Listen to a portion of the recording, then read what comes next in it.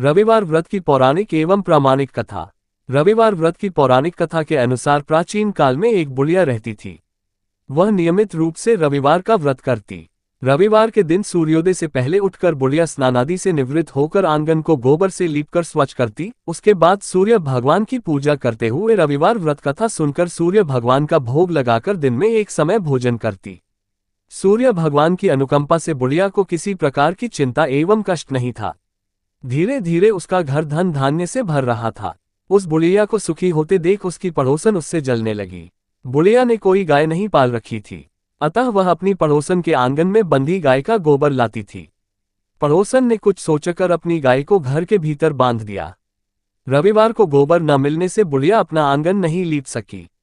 आंगन न लीप पाने के कारण उस बुढ़िया ने सूर्य भगवान को भोग नहीं लगाया और उस दिन स्वयं भी भोजन नहीं किया। सूर्यास्त होने पर बुढ़िया भूखी प्यासी सो गई। प्रातःकाल सूर्योदय से पूर्व उस बुढ़िया की आंख खुली तो वह अपने घर के आंगन में सुंदर गाय और बछड़े को देखकर हैरान हो गई। गाय को आंगन में बांधकर उसने जल्दी से उसे चारा लाकर खिलाया। पड़ोसन ने उस बुढ़िया के आंगन में बंधी सुंदर गाय और बछड़े को देखा तो वह उससे और अधिक जलने लगी। तभी गाय ने सोने का गोबर किया। गोबर को देखते ही पड़ोसन की आंखें फट गईं। पड़ोसन ने उस बुढ़िया को आसपास न पाकर तुरंत उस गोबर को उठाया और अपने घर ले गई तथा अपनी गाय का गोबर वहां रखाए।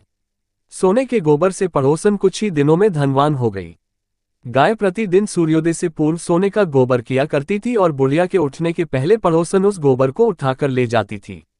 बहुत दिनों तक बुढ़िया को सोने के गोबर के बारे में कुछ पता ही नहीं चला। बुढ़िया पहले की तरह हर रविवार को भगवान सूर्यदेव का व्रत करती रही और कथा सुनती रही। लेकिन सूर्य भगवान को जब पड़ोसन की चालाकी का पता चला तो उन्होंने तेज आंधी चलाई। आंधी का प्रकोप देखकर बुढ़िया ने गाय को घर के भीतर बांध दिया। सुबह उठकर बुढ़िया ने सोने का गोबर देखा, उसे बहुत आश्चर्य हुआ। उस दिन के बाद बुढ़िया गाय को घर के भीतर बांधने लगी। सोने के गोबर से बुढ़िया कुछ ही दिन में बहुत धनी हो गई। उस बुढ़िया के धनी होने से पड़ोसन बुरी तरह जल भूनकर राख हो गई और उसने अपने पति को समझा बुझाकर उसे नगर के राजा के पास भेज दिया। सुंदर गाय को देखकर राजा बहुत खुश हुआ।